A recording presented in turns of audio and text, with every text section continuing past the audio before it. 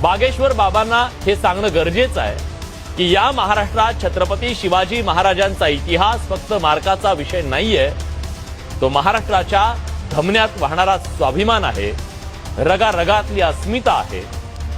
बागेश्वर बाबा इतिहास म्हणजे दरबारात बसून चिट्ट्या चपाट्या काढणं नाहीये, अफवांची जत्राही नाहीये, कल्पना विलासाचा खेळही नाहीये। इतिहासाला पुरावे असतात, संदर्भ असतात, संशोधनाची पायाभरणी असते।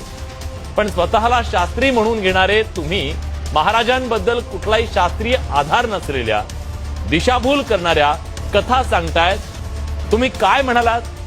महाराज थकले होते, त्यांनी राज्य रामदास स्वामींना द्यायचं ठरवलं होतं। या विधानानं शिवप्रेमींमध्ये संतापाची लाट आहे, कारण हा थेट महाराजांच्या कर्तृत्वावर एक प्रकारे अपमान करण्याचा प्रयत्न आहे।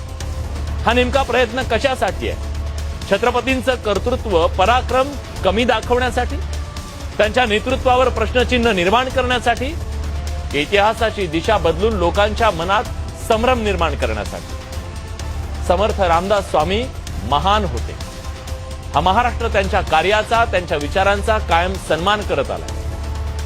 पण प्रत्येक वेळी ते होते म्हणून शिवाजी महाराज होते असं ठासून सांगणं म्हणजे महाराजांच्या स्वराज्य निर्मितीच्या पराक्रमाला कमी लेखणं नाहीये का? हा कोणता इतिहास दृष्टिकोन आहे?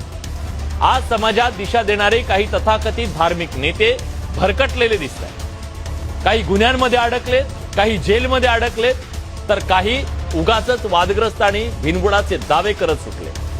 हे पाहून खुद्द समर्थ रामदासांनाही वेदना झाल्या असत्या।